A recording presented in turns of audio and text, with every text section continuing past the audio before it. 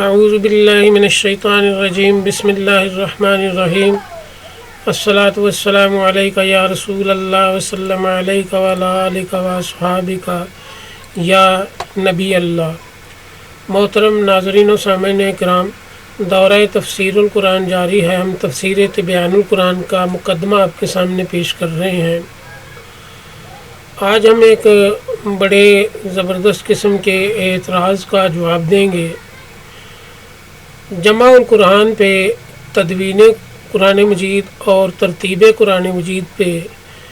بے شمار لوگوں کو یہ اشکال ہے کہ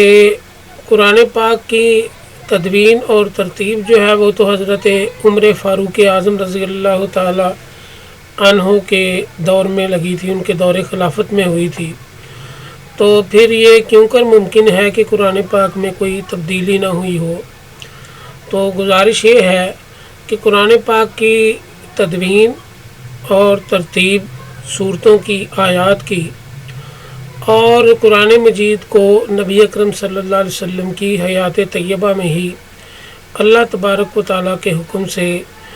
جمع کر لیا گیا تھا۔ چیز ہے کہ قرآن پاک کی لکھائی اس وقت موجود نہیں تھی، مکمل ایک جگہ پہ جمع نہیں تھی، مگر قرآن پاک کی لکھائی بھی مکمل تھی، اور قرآن پاک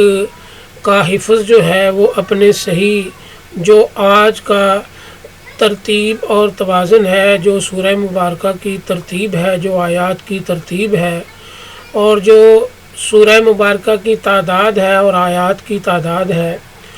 وہ اس وقت صحابہ اکرام رضوان اللہ تعالی علیہم اجمعین کے دلوں میں، ذہنوں میں حفظ تھی، اور اس کو باقاعدہ طور پہ نبی اکرم صلی اللہ علیہ وسلم نے اپنی حیات طیبہ میں ہی ترتیب فرما لیا تھا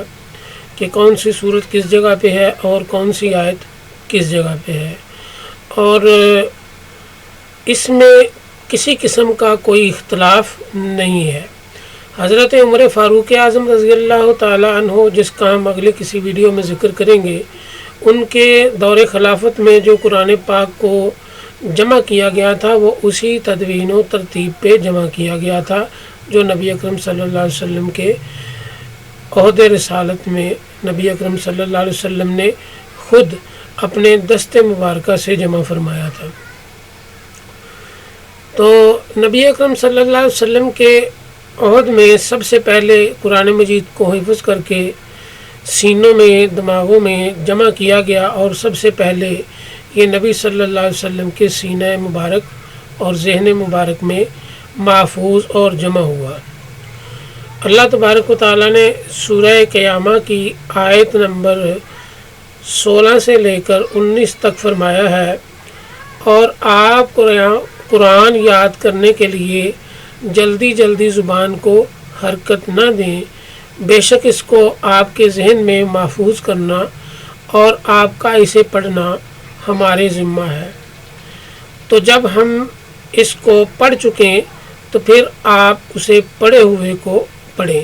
پھر بے شک اس کا بیان ہمارے ذمہ ہے۔ تو سورہ قیامہ کی ان آیات سے یہ بات معلوم ہوتی ہے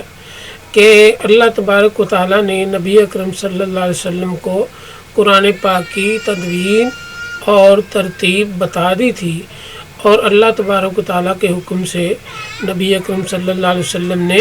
قرآن پاک کو جمع فرمایا، مگر اس کی جو مجموعہ ہے یکجا، وہ کئی صحابہ اکرام رضوان اللہ تعالی علیہم اجمعین کو حفظ تھا، مکمل قرآن پاک۔ نبی اکرم صلی اللہ علیہ وسلم ہر رمضان میں حضرت جبریل علیہ السلام کے ساتھ قرآن کا دور کیا کرتے تھے۔ قرآن کا دور کرنا یا دورہ قرآن کہتے ہیں، جو ایک ترتیب کے ساتھ چند دنوں میں قرآن پاک کو مکمل پڑھا جائے، جیسا کہ ہم رمضان المبارک میں حفاظ اکرام سے قرآن سنتے ہیں، اور اس کو حفاظ اکرام کا قرآن کا دور کہتے ہیں، یعنی قرآن کا دورہ کرنا کہتے ہیں۔ اور جس سال نبی اکرم صلی اللہ علیہ وسلم کا وصال ہوا، آپ نے 2 مرتبہ جبرائیل علیہ السلام کے ساتھ قرآن کریم کا دور کیا تھا۔ امام بخاری روایت کرتے ہیں کہ حضرت سیدنا فاطمہ زہرا رضی اللہ تعالی عنہ بیان کرتی ہیں کہ نبی صلی اللہ علیہ وسلم نے سرگوشی کرتے ہوئے مجھ سے فرمایا کہ جبرائیل ہر سال مجھ سے قرآن مجید کا دور کرتے تھے، اور اس سال انہوں نے مجھ سے 2 مرتبہ دور کیا، اور مجھے یہ یقین ہے کہ اب میرا وقت آ گیا ہے۔ یہ صحیح بخاری کی حدیث پاک ہے۔ حضرت ابن عباس رضی اللہ تعالی عنہ بیان کرتے ہیں کہ رسول اللہ صلی اللہ علیہ وسلم سب لوگوں سے زیادہ جواد تھے، اور آپ کی جود و سخا رمضان کے مہینے میں بہت زیادہ ہوتی تھی، کیونکہ حضرت جبریل ماہ رمضان کی ہر رات میں آپ سے ملاقات کرتے تھے، حتیٰ کہ ماہ رمضان پورا ہو جاتا رسول اللہ صلی اللہ علیہ وسلم ان سے قرآن کریم کا دور کرتے تھے، اور جب جبریل آپ سے ملاقات کرتے تو آپ بارش برسانے والی ہواؤں سے زیادہ خیر کی سخاوت فرماتے تھے۔ نبی اکرم صلی اللہ علیہ وسلم سے صحابہ کرام قرآن مجید کو یاد کیا کرتے تھے۔ امام بخاری روایت کرتے ہیں کہ ابراہیم نخعی بیان کرتے ہیں کہ مسروق کے سامنے حضرت عبداللہ بن عمر نے حضرت عبداللہ بن مسعود کا ذکر کیا تو انہوں نے کہا کہ میں ان سے ہمیشہ محبت کرتا ہوں، کیونکہ میں نبی صلی اللہ علیہ وسلم سے یہ سنا ہے کہ 4 آدمیوں سے قرآن مجید کو حاصل کرو: عبداللہ بن مسعود، سالم، معاذ اور ابی بن کعب۔ شقیق بن سلمہ بیان کرتے ہیں کہ حضرت عبداللہ بن مسعود رضی اللہ تعالی عنہ نے ہمیں خطبہ دیا اور کہا، بخدا میں نے رسول اللہ صلی اللہ علیہ وسلم کے دہن مبارک سے سن کر 70 سے زیادہ صورتیں یاد کی ہیں، اور نبی صلی اللہ علیہ وسلم کے اصحاب کو علم ہے کہ مجھے کتاب اللہ کا سب سے زیادہ علم ہے، حالانکہ میں ان سے افضل نہیں ہوں۔ مسروق بیان کرتے ہیں کہ حضرت عبداللہ بن مسعود رضی اللہ تعالیٰ عنہ نے کہا کہ اللہ کی قسم جس کے سوا کوئی عبادت کا مستحق نہیں، کتاب اللہ کی جو صورت بھی نازل ہوتی تھی مجھے اس کے متعلق علم ہو جاتا تھا، اور یہ صورت کہاں نازل ہوئی ہے اور کس کتاب اللہ کی جو آیت نازل ہوتی تھی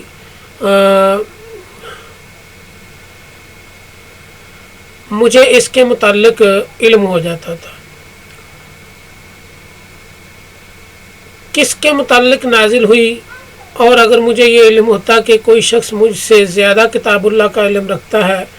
اور اونٹ پر سفر کر کے اس تک پہنچا جا سکتا ہے تو میں سفر کر کے اس کے پاس ضرور پہنچ جاتا۔ یہ روایات صحیح بخاری کی ہیں۔ قتادہ بیان کرتے ہیں کہ میں نے حضرت انس بن مالک رضی اللہ تعالیٰ عنہ سے سوال کیا کہ نبی صلی اللہ علیہ وسلم کے عہد میں کس نے قرآن جمع کیا تھا، تو انہوں نے کہا کہ 4 صحابہ نے، اور وہ سب انصار میں سے تھے: حضرت ابی بن کعب، حضرت معاذ بن جبل، حضرت زید بن ثابت اور حضرت ابو زید رضی اللہ تعالی عنہ۔ یہ بھی صحیح بخاری کی روایت ہے۔ حضرت انس رضی اللہ تعالیٰ عنہ بیان کرتے ہیں کہ جب نبی صلی اللہ علیہ وسلم کی وفات ہوئی اس وقت صرف 4 صحابہ نے قرآن مجید جمع کیا: حضرت ابو دردہ، حضرت معاذ بن جبل، حضرت زید بن ثابت اور حضرت ابو زید رضوان اللہ تعالیٰ علیہم اجمعین۔ یہ بھی صحیح بخاری کی روایت ہے۔ حضرت انس رضی اللہ تعالیٰ عنہ کی مؤاخذ کردہ 2 حدیثوں پر 2 اعتراض ہوتے ہیں۔ ایک اعتراض یہ ہے کہ پہلی حدیث میں حضرت انس رضی اللہ تعالیٰ عنہ نے 4 صحابہ میں سے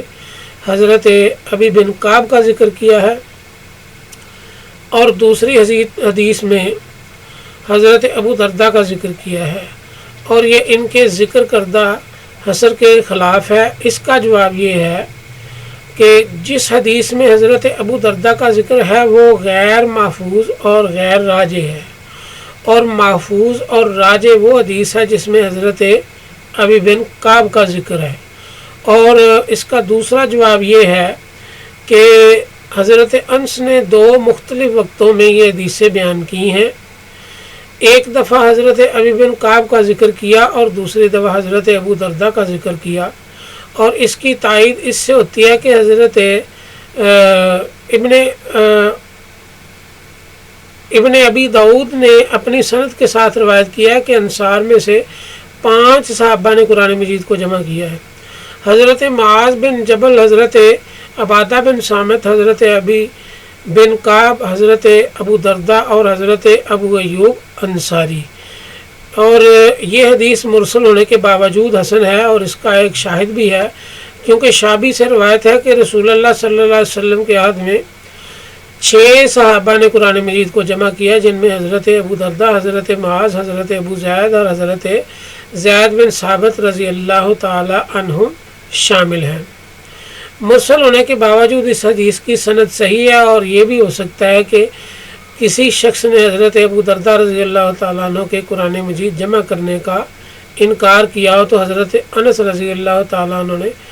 اس کا رد کرنے کے لیے بطریق حصر حضرت ابو دردہ کا ذکر کیا ہو۔ یہ فتح الباری سے نقل کی گئی ہے روایت۔ دوسرا اعتراض یہ ہے کہ حضرت انس نے یہ بیان کیا ہے کہ صرف 4 صحابہ نے قرآن جمع کیا ہے، حالانکہ ابو عبید نے ذکر کیا ہے کہ نبی صلی اللہ علیہ وسلم کے صحابہ میں سے قرآن صحابہ میں خلفائے اربعہ حضرت زید، حضرت طلحہ، حضرت سعد، حضرت ابن مسعود، حضرت حذیفہ، حضرت سالم، حضرت ابو ہریرہ، حضرت عبداللہ بن صاحب، حضرت عبداللہ بن عباس، حضرت عبداللہ بن عمر، حضرت عبداللہ بن زبیر شامل ہیں، اور خواتین میں سے حضرت عائشہ، حضرت حفصہ اور حضرت ام سلمہ ہیں۔ البتہ ان میں سے بعض نے نبی صلی اللہ علیہ وسلم کے وصال کے بعد قرآن مجید مکمل کیا، اور ابن ابو داؤد نے مہاجرین میں سے حضرت تمیم بن اوس داری اور حضرت عقبہ بن عامر، اور انصار میں سے حضرت عبادہ بن صامت اور حضرت معاذ ابو علیمہ اور حضرت مجمع بن حارثہ، حضرت فضالہ بن عبید اور مسلمہ بن مخلد وغیرہ کا ذکر شامل ہے، اور ان میں سے بھی بعض نے نبی صلی اللہ علیہ وسلم کے وصال کے بعد قرآن کریم جمع کیا تھا۔ اور جن صحابہ نے قرآن مجید کو جمع کیا ان میں حضرت ابو موسیٰ اشعری، حضرت عمرو بن عاص، حضرت سعد بن عبادہ اور حضرت ام ورقہ شامل ہیں۔ علامہ مازری نے یہ کہا ہے کہ حضرت انس نے جو یہ کہا ہے کہ 4 صحابہ کے سوا اور کسی نے قرآن کو جمع نہیں کیا، اس سے یہ لازم نہیں آتا کہ نفس الامر اور واقعہ میں بھی اسی طرح ہو، اور حضرت انس کی طرف سے توجیہ یہ ہے کہ ان کو ان 4 کے سوا باقی کا علم نہ تھا، ورنہ اس کا کس طرح احاطہ ہو سکتا ہے، جبکہ صحابہ بہت زیادہ تھے اور مختلف شہروں میں پھیلے ہوئے تھے، اور حضرت انس کا یہ قول صرف اسی وقت درست ہو سکتا ہے جب تمام صحابہ میں سے ہر ایک نے حضرت انس سے ملاقات کر کے ان کو یہ بتایا ہو کہ اس نے مکمل قرآن جمع نہیں کیا، اور یہ عادتاً بھی بہت بعید ہے۔ اس حدیث کی وجہ سے ملحدوں نے قرآن مجید کے متواتر ہونے پر طعن کیا، تاہم اگر فی نفس ہی یہ قول درست بھی ہوتا تب بھی جمع غفیر میں سے ہر ایک کو پورا قرآن مجید یاد نہ ہونے سے یہ لازم نہیں آتا کہ اس جمع غفیر کو مجموعی طور پر قرآن مجید یاد نہ ہو، اور تواتر سے یہ شرط نہیں ہے کہ ہر فرد کو پورا قرآن حفظ ہو، بلکہ اگر کل نے مل کر کل کو یاد کر رکھا ہو پھر بھی کافی ہے۔ اور علامہ قرطبی نے اس سے استدلال کیا ہے کہ جنگ یمامہ میں 70 حافظ قرآن شہید ہوئے تھے۔ اسی طرح عہد رسالت میں زبیر بن معونہ میں 70 قاری شہید ہوئے تھے۔ اسی لیے یہ قول کیسے درست ہو سکتا ہے کہ نبی صلی اللہ علیہ وسلم کے عہد میں صرف 4 صحابہ کو پورا قرآن مجید یاد تھا۔ حضرت انس کی اس حدیث کی بعض مزید توجیحات کچھ یوں ہیں کہ تمام وجوہ اور تمام قرات کے ساتھ صرف ان 4 صحابہ کو پورا قرآن مجید یاد تھا۔ دوسری توجیہ یہ ہے کہ ان 4 صحابہ نے نبی صلی اللہ علیہ وسلم سے بلا واسطہ سن کر پورا قرآن مجید یاد کیا تھا، باقی صحابہ نے پورا قرآن مجید آپ سے بلا واسطہ نہیں سنا تھا۔ تیسری توجیہ یہ ہے کہ یہ 4 صحابہ قرآن مجید کی تعلیم دینے میں بہت مشہور تھے اور باقی اتنے مشہور نہیں تھے، اس لیے ان کا حال مخفی رہا۔ انہوں نے ریا اور عجب کے خدشہ سے اپنے آپ کو ظاہر نہیں کیا۔ چوتھی توجیہ یہ ہے کہ ان 4 کے جمع کرنے سے مراد یہ ہے کہ انہوں نے مکمل قرآن مجید لکھ کر جمع کیا تھا اور باقی صحابہ نے دل میں یاد کیا تھا۔ پانچویں توجیہ یہ ہے کہ ان 4 نے اعلان کر دیا تھا اور انہوں نے مکمل قرآن جمع کیا ہے اور باقی صحابہ نے اعلان نہیں تھا کیا۔ علامہ نشا پوری لکھتے ہیں کہ رسول اللہ صلی اللہ علیہ وسلم کے عہد میں قرآن جمع کر لیا گیا تھا، کیونکہ جب بھی کوئی آیت نازل ہوتی رسول اللہ صلی اللہ علیہ وسلم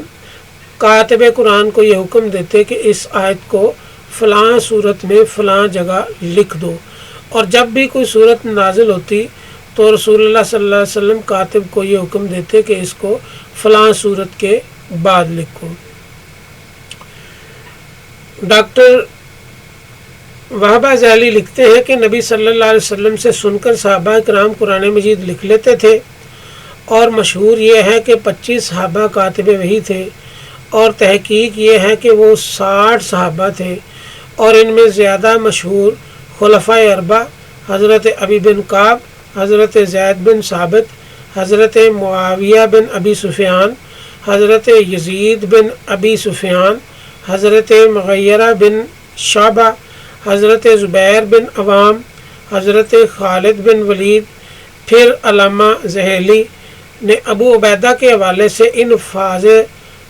فاض صحابہ کا ذکر کیا جن کا ہم ابھی ذکر کر چکے ہیں، اور یہ لکھا ہے کہ زیادہ مشہور فاض حضرت عثمان، حضرت علی،